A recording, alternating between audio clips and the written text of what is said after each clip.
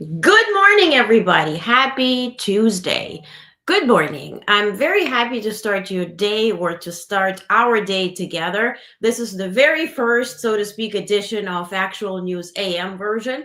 The idea here is to catch you up with everything that you should know before you start your day. So, as you're going to work or you are perhaps watching it as you put your makeup on or, breakfast, fix some breakfast or whatever. So, the idea is we're going to start with actual news, what happened yesterday, what happened over the weekend, because I haven't seen you yesterday. This will be short and brief and compact and dynamic. So as you know, in the evening when we meet, I always respond to your comments and we have Q&A. So we leave that for tonight and we keep everything very short this morning.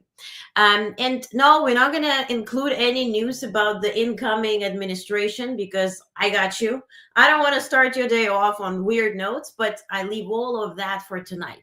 So before we start tonight, we're going to get more into the latest news in terms of incoming administration. I have the clips, everything is already ready. We're going to talk about Ukraine. We're going to talk about international, issues and politics as well. So way more clips, way more discussion for tonight at 9 p.m. In the morning, let's catch up what happened before. So, but before we begin, something that I start my day always with, because I'm a nerd, is what happened today in history.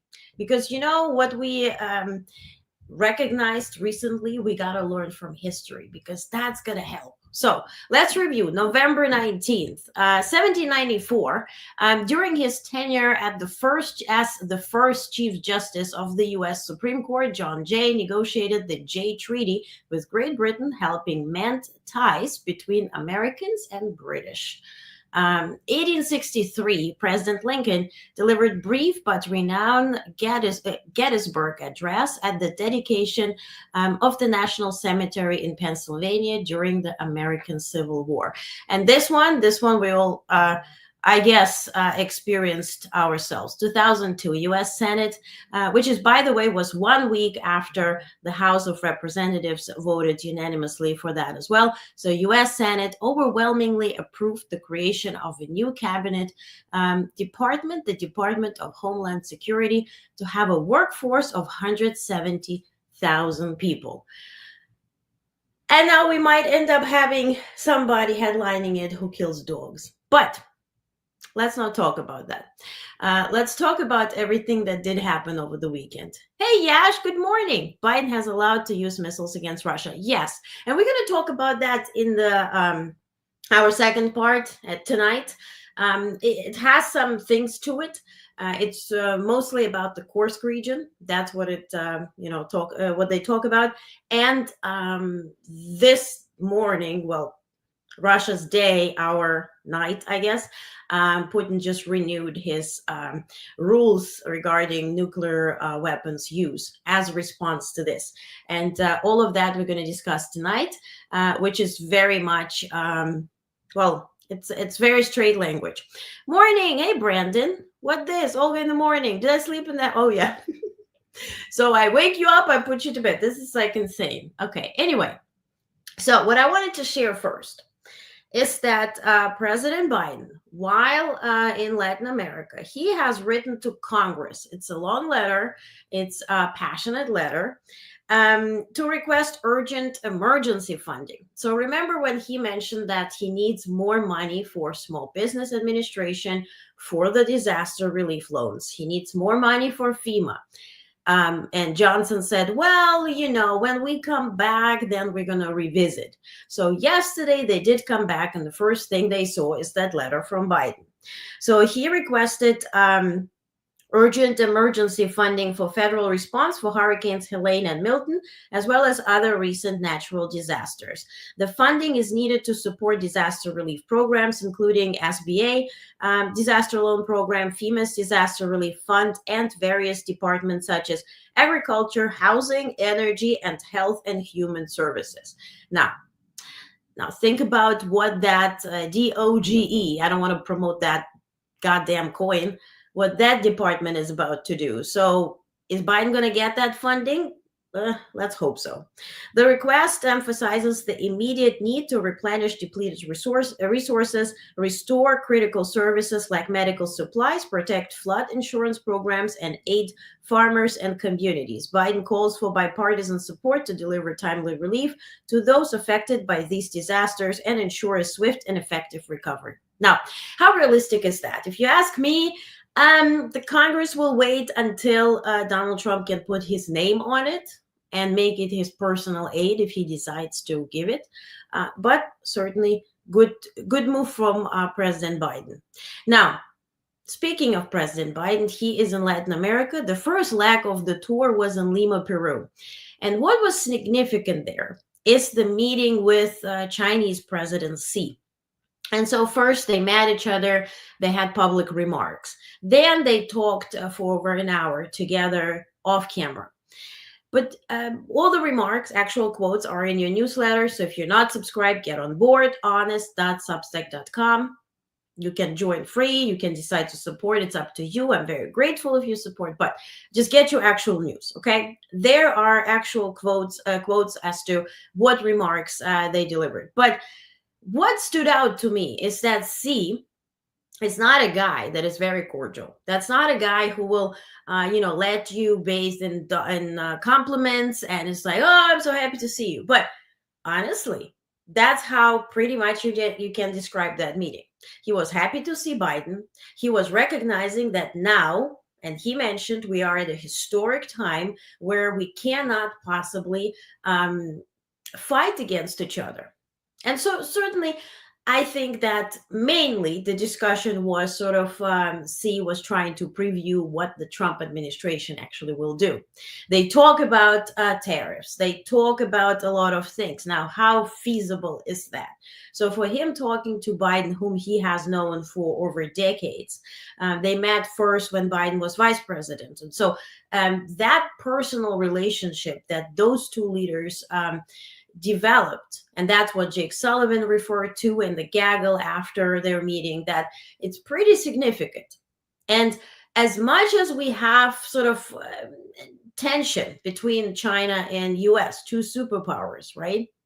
For now, hopefully we stay a superpower. Now, nothing did happen with Taiwan. Nothing really escalated. So whose job is that?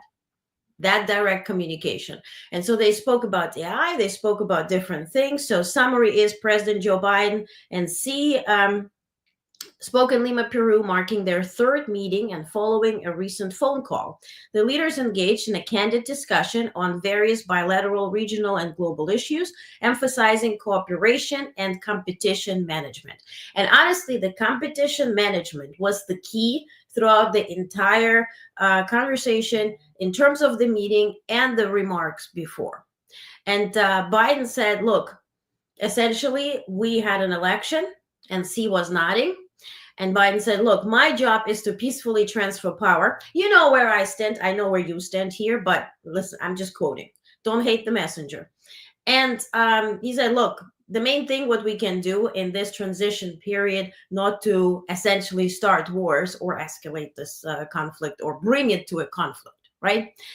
And Xi agreed as what it looked like. Now, Biden highlighted U.S. investments at home and international partnerships as central to his foreign policy.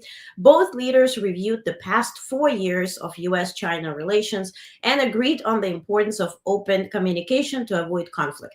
They discussed counter-narcotics efforts, military communication, and the need for responsible AI development.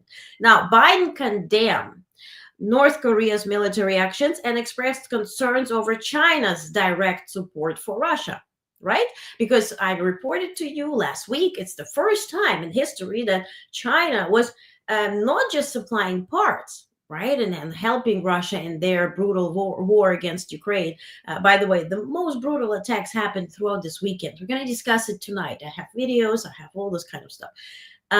But the first time they're sending drones, they're sending weapons. So this is now direct involvement. No, they don't have soldiers there. North Korea has, and Iran is about to have, right? So he reaffirmed Biden, U.S. commitment to Taiwan's stability and human rights, addressing unfair trade practices and cyber attacks from China.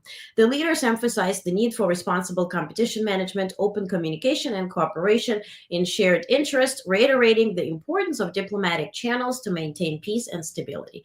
So essentially, Biden said, look, we see what China does. We see your involvement. You see your disruption during the election season, on the election day itself. So we know what you're doing now. Why are you doing that? So then President Biden traveled to Brazil, and that's where he is now. In Brazil is the group of 20. We refer to that as G20.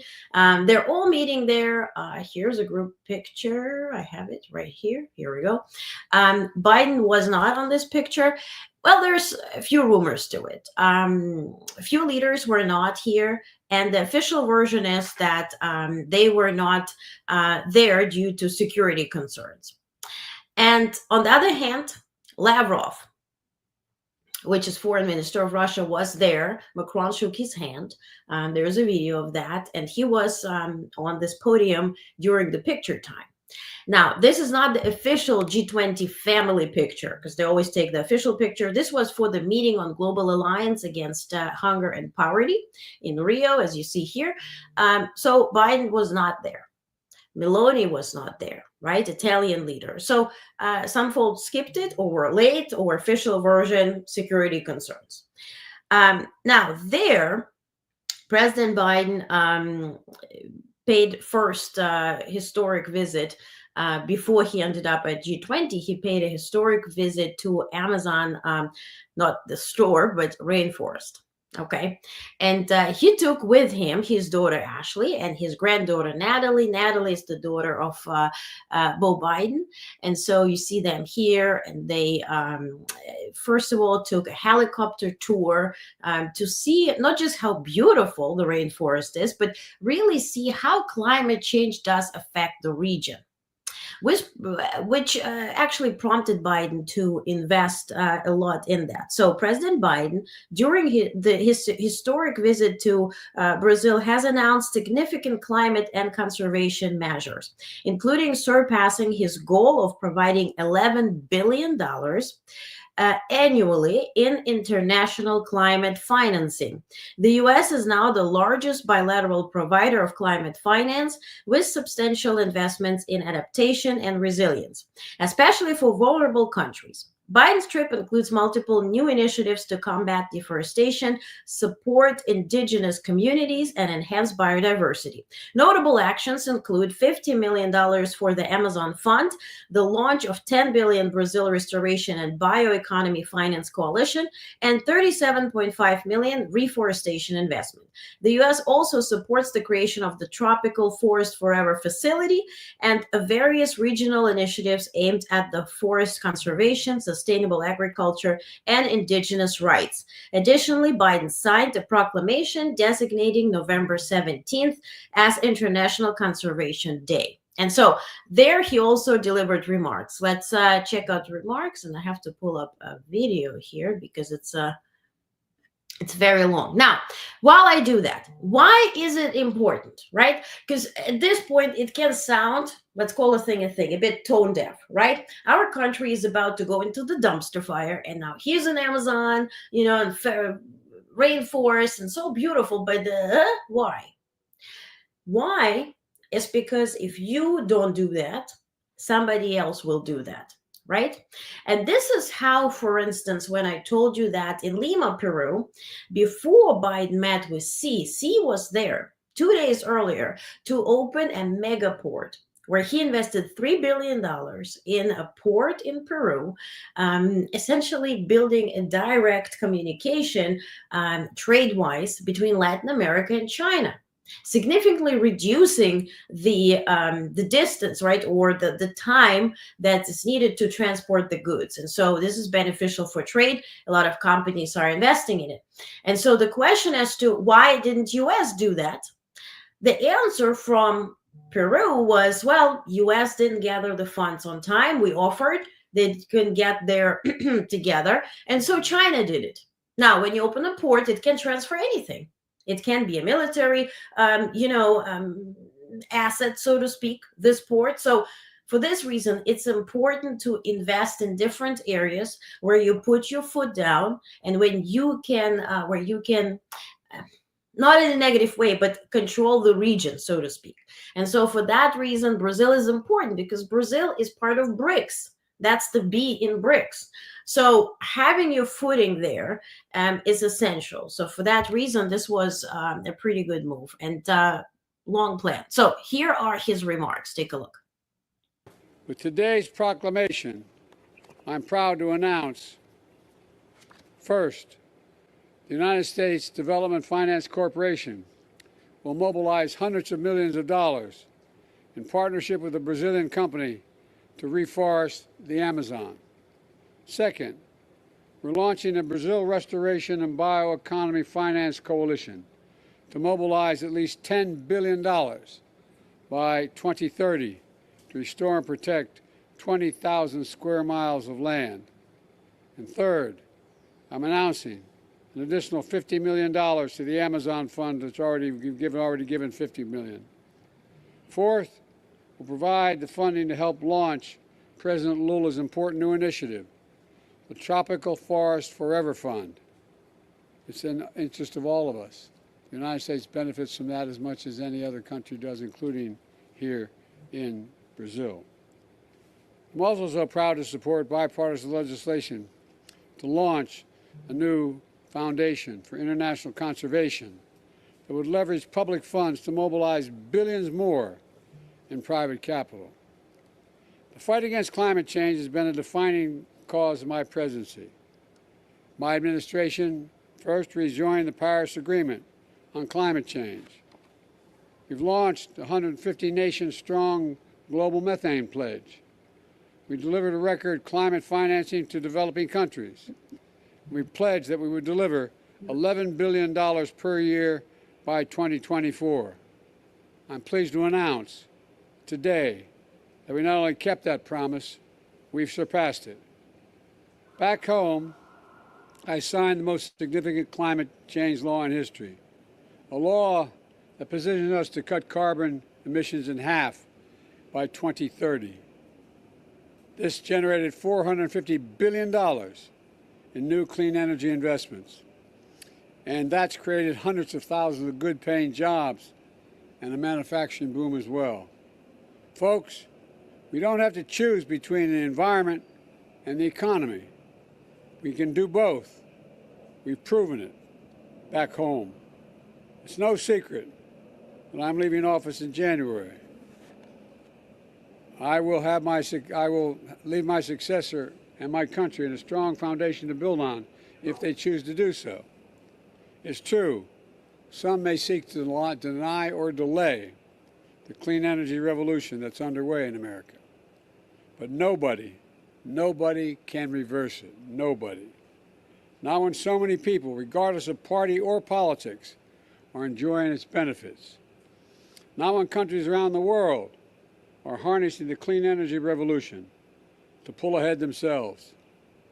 The question now is, which government will stand in the way and which will seize the enormous economic opportunity? Let me close with this. It's often said that the Amazon is the lungs of the world. The Amazon is the lungs of the world. But in my view, our forests and national wonders are the heart and soul of the world. They unite us. They inspire us. They make us proud of our countries and heritage. A bridge to the past and to our future. A birthright we pass down from generation to generation. The Amazon rainforest was built up over 50 million years. 50 million years. History is literally watching us now. So let's preserve this secret place for our time and forever, for the benefit of all humanity.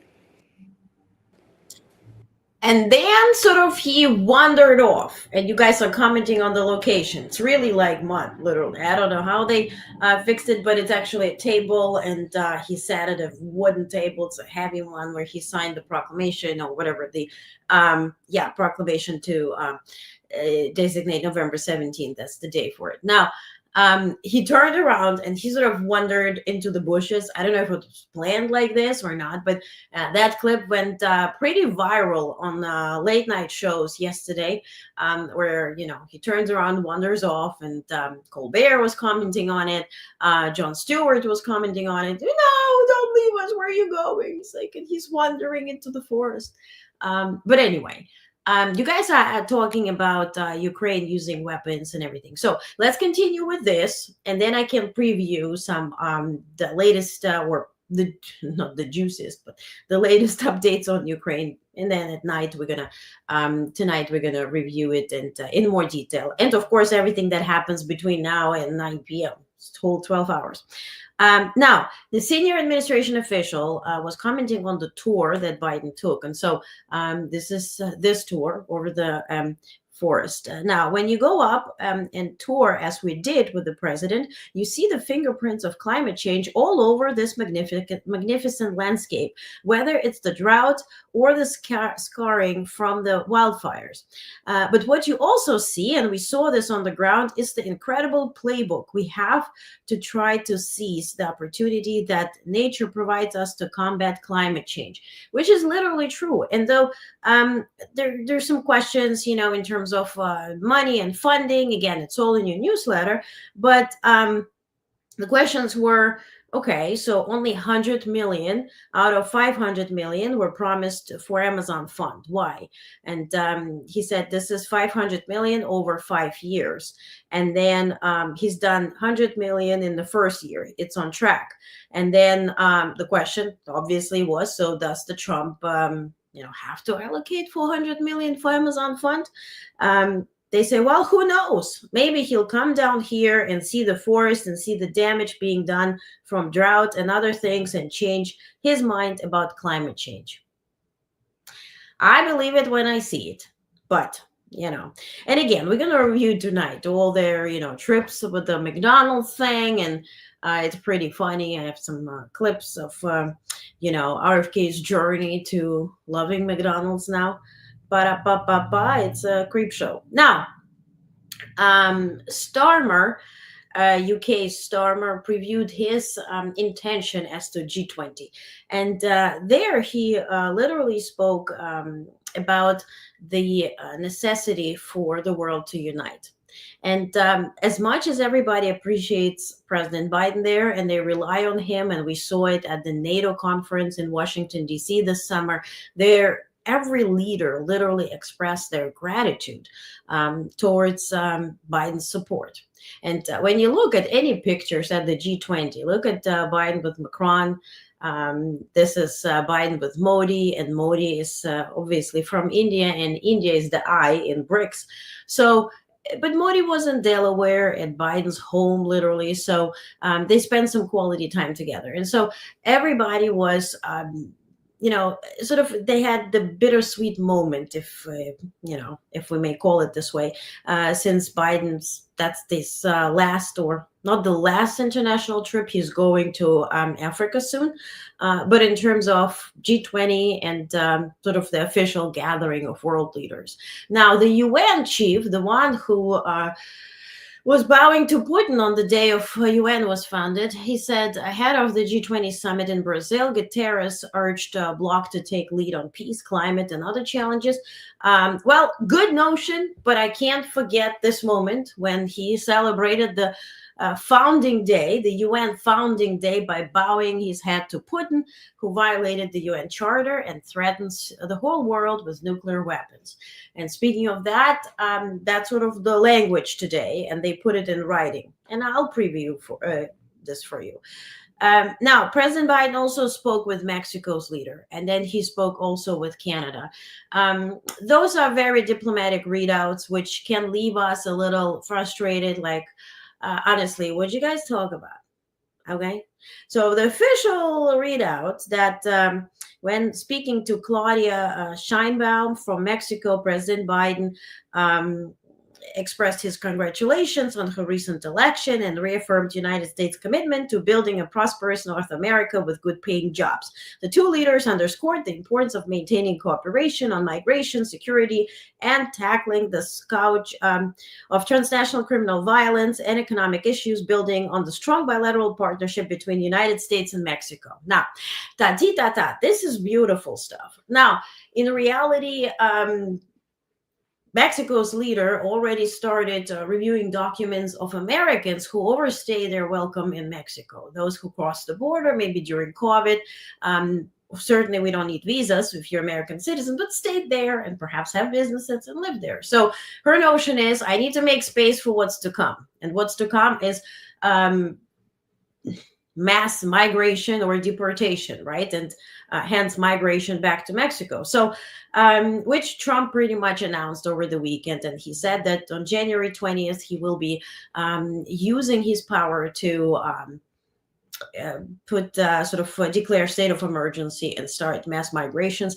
The rumor is he might use his speech at the inauguration just for that and announce the deportations and closed borders, so to speak. You know, we're there. We are there.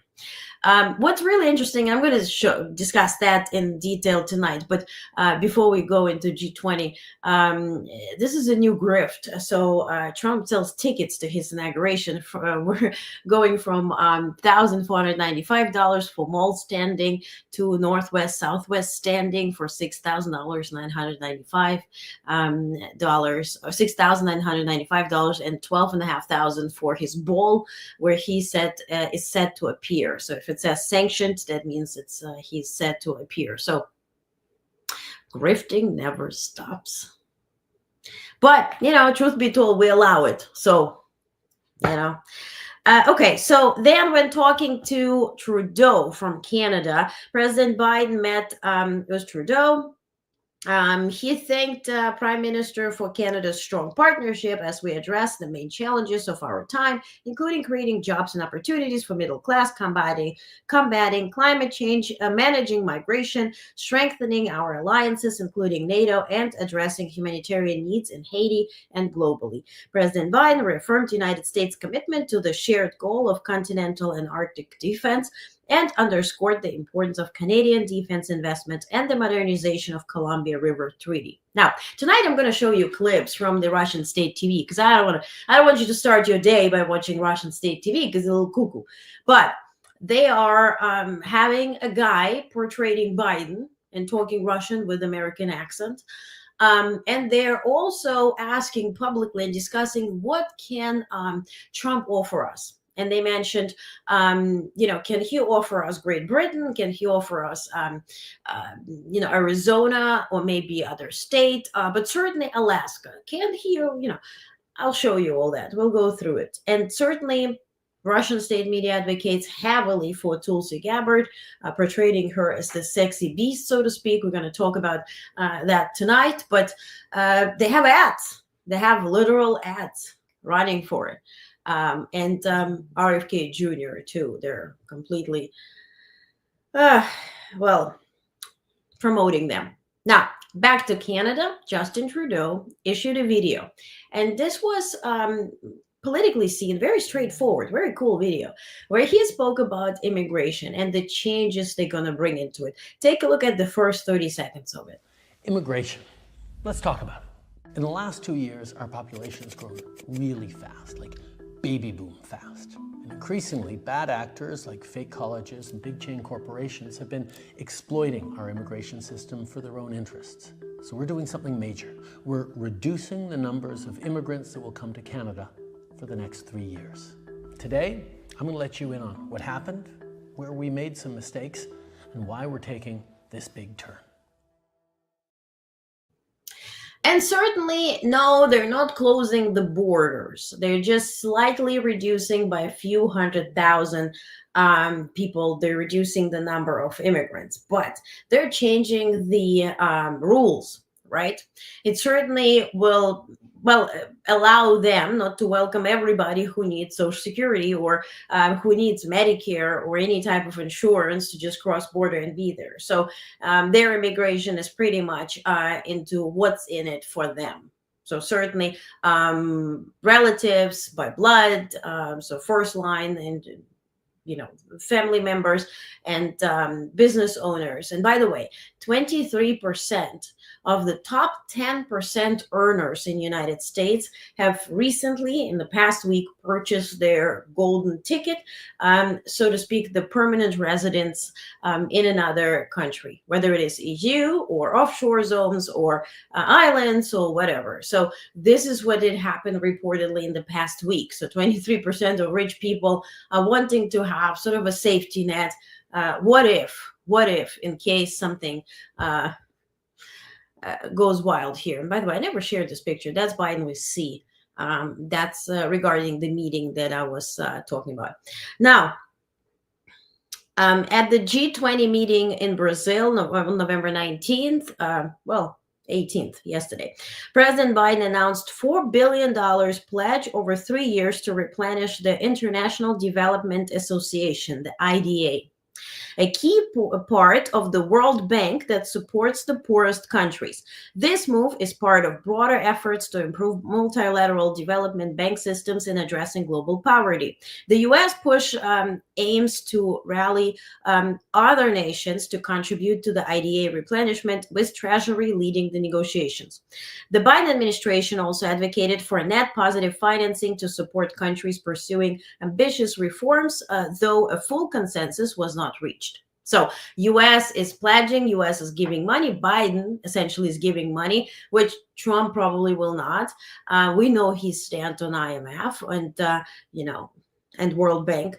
So we'll see. But that still is Biden administration, and he's handling it the way he wants to. So G20 discussions also touched on issues like Ukraine, climate, and taxing high-income individuals. And this is really interesting. So the G20 countries essentially together agreed on the same rule to tax high-income individuals. So this will not be, in that sense, per state, but this is the money that will, or per country, this money will go into the World Bank, right, to support poor nations. And so sort of will be seen as a donation. So I guess this will be added to, or will be apart from the federal tax, so to speak. But certainly that's intentionally is there to direct the tax rules or how the countries do design their tax codes, if that makes sense. Now, while $4 billion pledge will not be dispersed immediately, the replenishment process is ongoing, with the final agreement expected in December. The initiative enjoys bipartisan support in the U.S., with the goal of leveraging the World Bank's resources for long-term global poverty reduction and governance reforms. Now, also what did happen this weekend, it started on Thursday and happened through the weekend, was the COP29. So this is the climate change conference, this time in Azerbaijan, in Baku, the country of Azerbaijan. And this is all run by UN. And so there I covered it. And the Taliban the Taliban spoke there, and they had their representation there. But also, when it comes to U.S., there were senators who are Democratic, and there were those who are Republican. There were representatives, of different states there as well. This was pretty drastic to see in a way where the press conference, if we were to concentrate on that, started first with Republicans who literally tooted this drill baby drill. And now we have a new president, and he won in a landslide, which he did not, right? It's already 49.9%. It's going lower, right? Because we're recounting certain states. And I think if we were to recount the whole thing, that would be way different, but that's me. Anyway, way different in percentages. I don't think the result would change, but I would appreciate if certain countries were recounted, especially since we had those fake bomb threats, and how did that affect it? I talk about it every time. But anyway, so at the COP29, climate summit in Baku, while Republicans were all like drill baby drill, climate change, fake news, all that. Democrats, specifically two senators, Senator Sheldon Whitehouse from Rhode Island and Ed Markey from Massachusetts. Those two guys, they were very straightforward. They started by apologizing that, listen, pretty much don't count on US the next 4 years because we are dealing with our stuff and climate change is the last thing that we will be focusing on. But essentially, they mentioned that as much as federal government will not be interested in climate change and combating it, the states will. And the biggest states, California and New York, certainly will have ability to do something positive in that way. So they expressed deep concerns about the setbacks to climate action expected under Trump. They warned that Trump's policies, which prioritize fossil fuel production and deregulation, would hinder federal efforts to combat climate change. White House remarked that the administration would not support global climate progress, while Markey criticized Trump's cabinet selections as favoring fossil fuel interests, labeling cartel. So he said he's not getting together a cabinet, he's getting together a cartel. Despite these challenges, the senators highlighted the resilience of state-level initiatives, and the renewable energy sector. White House noted that large states like California and New York, with their significant economies and ambitious climate policies, would likely intensify efforts in the face of federal resistance. Now, let's hope so. Honestly, let's hope so. As much as folks say, look, he can't take the army and turn the army against citizens for the mass deportations. What about National Guard? Well, governors can do that. Well, and then I faced so much hate yesterday. Well, don't hate the messenger. I'm really not even sharing my opinion. I'm sharing just simple news. But anyway, folks turned on me as to let's not spread the news about mass deportations. How's he's going to do it? First of all, he has immunity. Second of all, if his guy is confirmed to headline Pentagon, who knows what. But thirdly, yes, governors can certainly involve National Guard. Don't you think there are enough governors to satisfy him? And if he were to play around with funds, don't you think he can bend over other few governors? So this is something that goes beyond law. What we're dealing now with is, or about to deal with, is really sort of like Godfather movie. Yeah, I mean, he will be swearing in, will be sworn in, and will pledge to, protect the Constitution. And then what is happening with the Constitution? We have a preview. So let's not be a bit delusional here. So senators' optimism was tempered by the reality of Trump's agenda, which has drawn opposition from climate advocates. Meanwhile, Republican representatives at the summit celebrated Trump's victory. Now, what was revealed this weekend is that Trump appointed to Secretary of Energy is the guy who literally is a Wall Street guy who runs energy companies. So yes, this will be dominated by a fossil fuel industry, and drill baby drill will be the reality, unfortunately, but that is the case. Now, 60 Minutes, before I let you go, 60 Minutes summarized the cabinet picks. Again, we dive into it more tonight, but it's a pretty good video, and it's very interesting how 60 Minutes sort of started on a somber note. Take a look. This past week, Republicans won the House majority, and President-elect Trump made nominations to his cabinet. Some nominees appear to have no compelling qualifications other than loyalty to Trump. The nominees are Senator Marco Rubio for Secretary of State, Pete Hegseth to lead the 3 million people of the Department of Defense. He's a combat veteran, most recently a morning show host on Fox News, with no government experience. Former Congressman Matt Gaetz for Attorney General, in charge of law enforcement. Gaetz has been investigated by Republicans for alleged drug use and sex with a minor. Gaetz denies those allegations. Former Congresswoman Tulsi Gabbard for Director of National Intelligence. She sought a pardon for Edward Snowden, who leaked U.S. secrets and now lives in Russia, and Robert Kennedy Jr. for Secretary of Health and Human Services, a skeptic of vaccinations. It's up to the new Republican majority in the Senate to decide whether these nominees are equipped to represent the American people. Yeah. So, Treasury. That's where the question is. There are a few candidates that Trump is considering. There is also reportedly some, friction between Musk and Trump. Certainly, there is only room for one ego, and certainly one is president, another one may be the richest guy. But, we'll talk about it tonight. I saw also Musk tweeting. Is that his tweet? Let me see. That's apparently new news. Accounts posting pictures of various food items, including their own meals, will be marked for engagement farming and automatically suspended. My question is, who hurt you? Whoa, I can't post my salad. That's very funny. Anyway, but what we're going to dive in tonight, of course, international relations, some updates. U.S. is sanctioning pretty much Israeli companies that are doing mass in Gaza. They're sanctioning individuals. They're sanctioning companies. We're also going to talk about Ukraine. A lot has happened. Erdogan has spoken. He has a peace plan. Bullshit. Anyway, it's in your newsletter, so you can preview that. But we're going to discuss that at night. Zelensky gave a long interview on the radio in Ukraine, and I have a short clip with translation as to how he envisions that.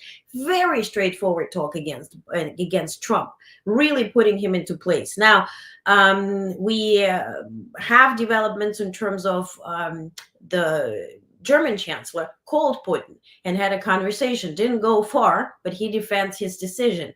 We're also going to talk about what happens with those cables, right? Exactly a week ago. It was yesterday, a week ago, November 11th. I wrote an article, this one, about Russia alleging US-UK plot to destroy undersea internet cables amid speculation of Russia's intention. And what they did, they destroyed this one, disturbing this connection. And then the connection was Germany. And then other things happened exactly in the coincidences, right? 2 nuclear reactors malfunctioned in Finland. 2 underwater cables were cut. Finland, Germany, Lithuania, and Sweden. Norway's massive oil field was shut by a power outage. Support cable of the Lohjansalmi suspension bridge broke in Finland, leaving 2 islands almost cut off. So few interesting things. Are they related? Could they be related? That's what we're going to dive in. And what Putin did overnight, quick preview. So he approved the updated nuclear doctrine. According to the document, the decision to use nuclear weapons will be made by Putin personally. So not by their Senate, it's called Duma, or anything else. It's him. So first, aggression against Russia by any country from the military bloc will be considered as aggression of the entire bloc. Well, Ukraine is not part of NATO, so Russia reserves the right to use nuclear weapons in response to the use of weapons of mass destruction against it or its allies. Russia views nuclear weapons as a deterrent, to use of which is an extreme and compulsory measure. Russia may use nuclear weapons in the event of critical threat to sovereignty and territorial integrity of itself and Belarus, blah, blah, blah. You're going to read it. Now, good news, he does it 3rd time. Okay, you probably went to bed not even thinking about it, but he did it 3 times during the war with Ukraine. What is very interesting, that there's the Budapest Memorandum that denuclearized Ukraine, which was the 2nd nuclear power in Europe at that moment, where the country signed off, this is paragraph 5, there, where the countries signed off not to use specifically nuclear weapons against Ukraine. So this was signed by the US. Clinton, right? Bill Clinton, alive and well, thank God. He personally signed it. UK, right? Russia signed it. And so will somebody intervene and talk about it? Because that is still active. So we're going to review it. We're going to talk as to what is real, what is a threat, what's going to come from there. So, and then we're going to talk about sanctions. We're going to talk about more other things. But I don't want to bother you now. So I'm going to leave you with this beautiful picture. Let's be this little girl with a little balloon.